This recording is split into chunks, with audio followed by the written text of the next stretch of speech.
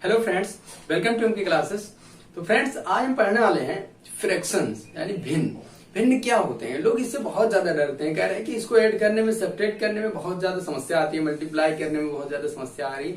लेकिन ये बहुत आसान होता है। कैसे आसान होता है? सबसे पहले हम एकदम बेसिक समझते हैं कि फ्रैक्शंस होता क्या है। जो लोग अभी फ्रैक्शंस या भिन्न के बारे में सुने भी ना हो या सुने हो बहुत डर रहे हो, वो कृपया करके इसे स्टार्टिंग से एंडिंग तक, एकदम लास्ट तक देखें। और क्लियर है, मुझे पूरा कॉन्फिडेंस है कि उनको समझ में आएगा कि भिन्न क्या होता है।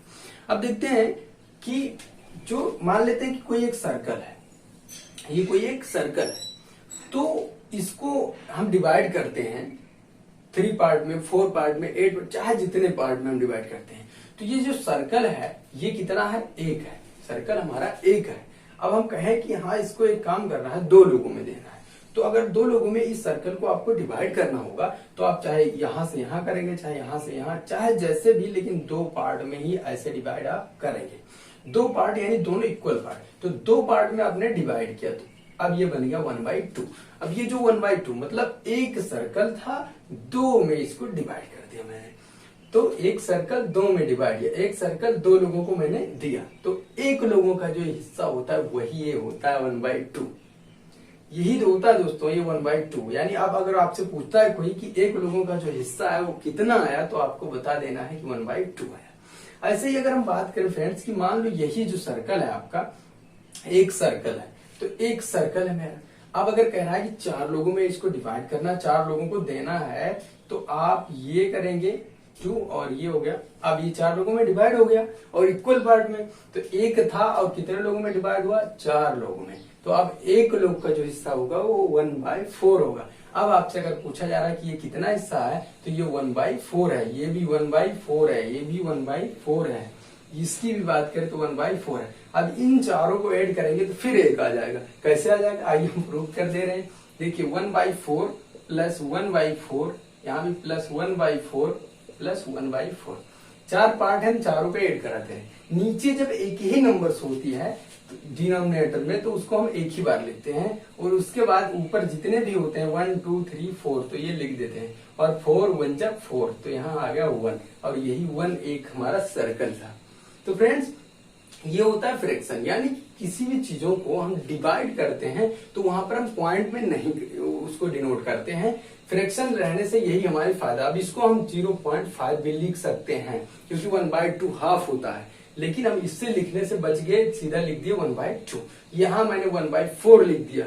तो ये सारी चीजें हमारा फ्रैक्शंस में होता है। यानी कि किसी भी चीजों का डिवाइड करते हैं हम 4 पार्ट में, 8 पार्ट में, 10 पार्ट में, और उसी में सब्ट्रैक्ट भी करते हैं। जैसे आपको यहाँ सब्ट्रैक्ट भी करवाया जा सकता है, मल्टीप्लीकेशन भी करवाया जा सकता है, ऐड भी करवाया जा सकता है। तो आज हम देखेंगे सबसे पहले बेसिक से। ये तो मैंने समझा कि हाँ, जो फ्रैक्शंस होता है वो क्या होता है, भिन्न क्या होते हैं। उसके बाद अब हम समझेंगे कि how many types of fractions, fractions के कितने टाइप्स हैं। तो there are mainly 3 types of fractions. 3 types इसके फ्रैक्शन होते हैं मेनली। कौन कौन से होते हैं? एक होता है प्रॉपर फ्रैक्शन, इम्प्रॉपर फ्रैक्शन, और जो तीसरा होता है वो होता है मिक्स्ड फ्रैक्शन। और भी होते हैं, बट मेनली 3 टाइप्स हमें पढ़ने हैं, और उसके बाद जो एक्स्ट्रा होते हैं वो हम बताएंगे कि कौन से होते हैं, अभी बताएंगे। तो आइए अब हम बात करते हैं कि प्रॉपर, इम्प्रॉपर और मिक्स्ड फ्रैक्शन क्या होते हैं। तो फ्रेंड्स, ये हमारे प्रॉपर फ्रैक्शन, इम्प्रॉपर फ्रैक्शन और मिक्स्ड फ्रैक्शन है। अब सबसे पहले हम बात करते हैं कि जो फ्रैक्शन होता है, मान लो हम लिखे हुए हैं 2/3, तो इसी को हम वहां लिखते हैं P/Q के रूप में समझते हैं। तो इसमें 2 चीजें होती हैं जो मोस्ट इंपॉर्टेंट होता है हमारे लिए समझने के लिए। क्योंकि जो ऊपर होता है इसको हम क्या कहते हैं? न्यूमरेटर कहते हैं, न्यूमरेटर। और ये जो नीचे होता है हमारा, इसको हम डिनोमिनेटर कहते हैं, डिनोमिनेटर। तो ये बातें आपको याद रखनी है कि जो हमारा ऊपर होता है, या हिंदी में इसे हम कहते हैं अंश, इसे कहते हैं हर। तो न्यूमरेटर और डिनोमिनेटर, ये बातें आपको बिल्कुल एकदम 100% याद होनी चाहिए, क्योंकि इसी पर ये चीजें डिपेंड होती हैं कि हाँ, किसका न्यूमरेटर बड़ा होगा, किसका डिनोमिनेटर बड़ा होगा। तो जब तक आप P/Q यानी कि ये न्यूमरेटर और डिनोमिनेटर की को नहीं जान पाएंगे, जब तक आपके लिए समस्याएं होंगी। तो आइए अब हम बात करते हैं कि जो प्रॉपर फ्रैक्शन होगा उसको हम कैसे पहचानेंगे। तो प्रॉपर फ्रैक्शन जो होता है, इसको हम सबसे पहले ही लिख सकते हैं कि न्यूमरेटर जो इसमें होगा, इसमें जो न्यूमरेटर होता है वो होता है लेस देन द डिनोमिनेटर। तो दोस्तों, इसमें मैंने देखा कि जो न्यूमरेटर होगा वो छोटा होगा किससे, डिनोमिनेटर से। वो सारी चीजें आपकी प्रॉपर फ्रैक्शन में आएंगी। बस एक छोटा सा बात जानना है कि हाँ जो न्यूमरेटर होगा वो छोटा होगा डिनोमिनेटर से। कैसे, जैसे हम आइए अब कुछ एग्जांपल्स ले रहे हैं जिससे हमें क्लियर हो जाएगा कि कैसे न्यूमरेटर छोटा होगा। जैसे कि मैंने लिखा था एक फ्रैक्शन 2/3। अब यहाँ देखेंगे 2 जो है वो न्यूमरेटर है, 3 है डिनोमिनेटर। तो 2 जो है वो छोटा है किससे, 3 से। ऐसे ले सकते हैं 1/3, ऐसे ले सकते हैं 7/13, ऐसे और भी बहुत सारे एग्जांपल्स हम लिख सकते हैं 2/7। तो 80 ऐसे बहुत सारी चीजें हम ले सकते हैं। बट ये कंडीशन आपका फॉलो करना चाहिए कि जो न्यूमरेटर है वो लेस देन द होना चाहिए डिनोमिनेटर।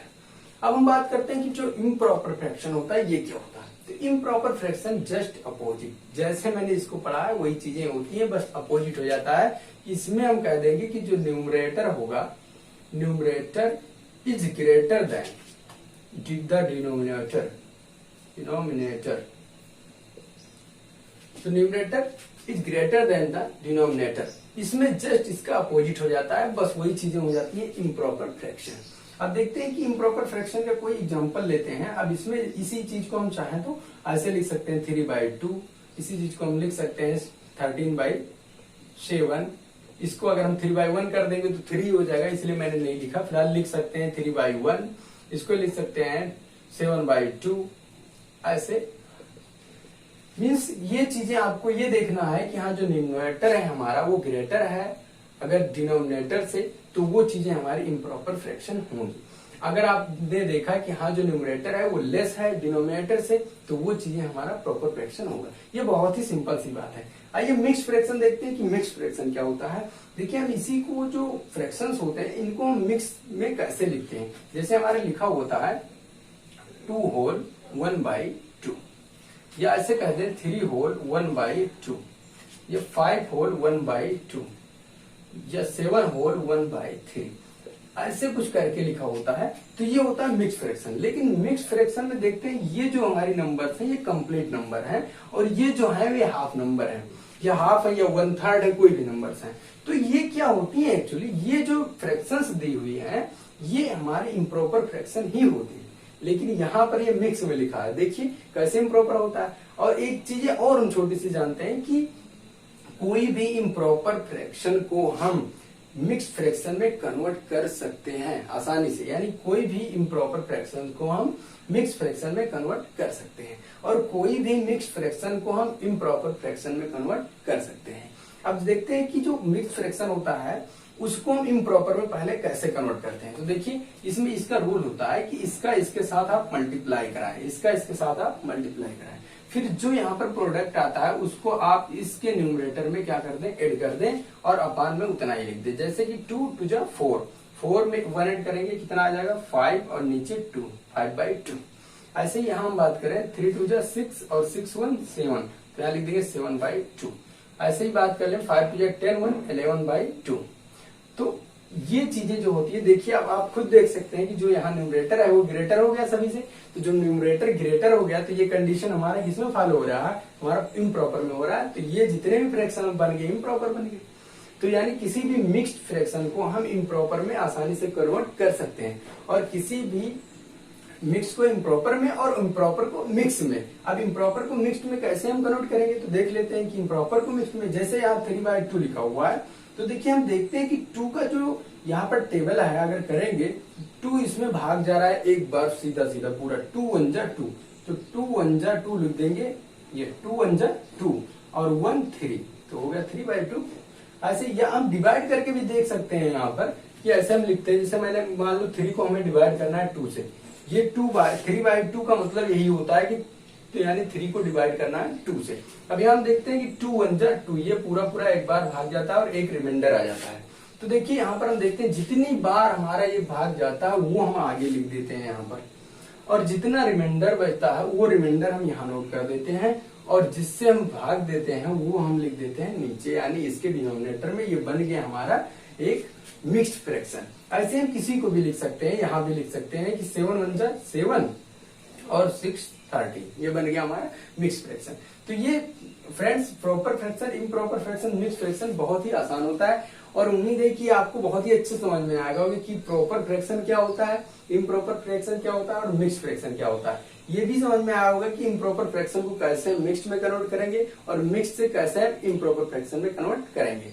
तो दोस्तों अब हम बात करते हैं जो बचे हुए हैं, यानी कि मैंने कहा था मेनली 3 टाइप्स के होते हैं, तो जो और बचे हुए हैं वो क्या हैं। तो आइए हम उसके बारे में थोड़ा डिस्कस करते हैं कि जो बचे हुए फ्रैक्शंस हैं वो कौन से हैं। तो फ्रेंड्स ये है हमारे यूनिट फ्रैक्शन। अब यूनिट फ्रैक्शन क्या होता है ये देखते हैं कि जिसमें न्यूमरेटर ऑलवेज 1 होता है उसी को हम यूनिट फ्रैक्शन कहते हैं। जैसे हम कह सकते हैं 1/9, 1/8, 1/7, 1/5, 1/6, 1/4 जो भी लिख दें वो हमारा होता है, यानी कि न्यूमरेटर जो होना चाहिए वो हमारा 1 होना चाहिए, वो हमारा होता है यूनिट फ्रैक्शन। यानी जहां कहीं भी हम 1 कुछ लिखा होगा वो हमारा यूनिट फ्रैक्शन ही होगा। अब हम बात करते हैं कि लाइक फ्रैक्शन क्या है, यानी कि यहाँ कह सकते हैं numerator is always 1 is called unit fraction, इसको हम यूनिट फ्रैक्शन कहेंगे। लाइक फ्रैक्शन की बात करते हैं कि लाइक फ्रैक्शन क्या है। तो लाइक फ्रैक्शन में ये होता है कि जो डिनोमिनेटर है वो सेम होना चाहिए, यानी अगर 2-4 फ्रैक्शंस लिखे हुए हैं उनके सभी की डिनोमिनेटर सेम है तो उसको हम लाइक फ्रैक्शन बोल देते हैं। बहुत ही इजी है, जैसे कि कह सकते हैं या ऐसे ही हम लिख सकते हैं यहाँ पर लैंग्वेज में कि सेम डिनोमिनेटर, यानी सेम डिनोमिनेटर जो होगा वो हमारा हो जाता है लाइक फ्रैक्शंस। कैसे, जैसे हम बात कर लेते हैं कि 2/7, 3/7, 5/7, 6/7 ये सारी चीजें हमारी लाइक फ्रैक्शंस में आते हैं। क्यों? क्योंकि हम देख रहे हैं कि इसके सारे डिनोमिनेटर 7 हैं, यानी कि सेम है, तो सेम डिनोमिनेटर जो होता है वो हमारा लाइक फ्रैक्शन ही कहलाता है। अब बात करते हैं कि अनलाइक फ्रैक्शन क्या होता है। जस्ट अपोजिट, जिसके डिनोमिनेटर सेम ना हो, ठीक है, जिसके डिनोमिनेटर सेम नहीं होते हैं वो हो जाता है हमारा अनलाइक फ्रैक्शन। जैसे अब हम बात कर लेते हैं कि इसी पे हम बात कर लें कि 3/2 हो गया, यहाँ पे आ गया 5/3, यहाँ पर आ गया 7/4। तो यहाँ पर देख रहे हैं 2 है, 3 है, 4 है, यानी डिनोमिनेटर इसके सेम नहीं है। तो यानी सेम अगर डिनोमिनेटर नहीं होगा तो वो हमारा हो जाएगा अनलाइक फ्रैक्शन। लेकिन ये चीजें हम टाइप्स में नहीं लेते हैं उसके कि यहाँ फ्रैक्शन का कोई टाइप है, बट इसके बारे में जानते हैं कि लाइक फ्रैक्शन क्या होता है, अनलाइक फ्रैक्शन क्या होता है और यूनिट फ्रैक्शन क्या होता है। अब एक बार हम रिवाइज करा दे रहे हैं कि यूनिट फ्रैक्शन होता है numerator is always 1 is called unit fraction. Like fraction क्या होता है, सेम डिनोमिनेटर, यानी कि same denominator is called the like fraction. ऐसे ही हम यहाँ पर बात कर ले रहे हैं अनलाइक फ्रैक्शन पर, कि यानी कि जो डिनोमिनेटर सेम ना हो, यानी जो डिनोमिनेटर सेम ना हो, जैसे 2-4 फ्रैक्शंस लिखे हुए हैं सेम डिनोमिनेटर नहीं है तो वो हमारे हो जाएंगे अनलाइक फ्रैक्शन।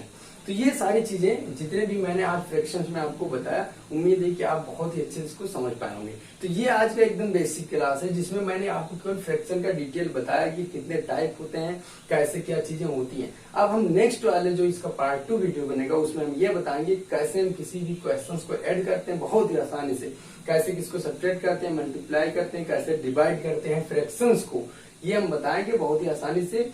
तो अब उम्मीद करते हैं कि ये वीडियो जो है वो जो मैंने आज बनाया है इसमें मैंने डिटेल में बेसिक्स टू हाई लेवल तक बता दिया है। अब आप इतना, इसमें से ज्यादा आपको नीड नहीं पड़ेगी फ्रैक्शन में कहीं भी, इसलिए इस वीडियो को आप देखिए और इस पर प्रैक्टिस करिए, इसको लर्न करिए। फिर नेक्स्ट स्टेप में मैं आपको इसको इन डिटेल में इसकी क्वेश्चंस लगाऊंगा कि कैसे क्वेश्चंस को आप इससे सॉल्व करते हैं, फ्रैक्शन से रिलेटेड क्वेश्चंस।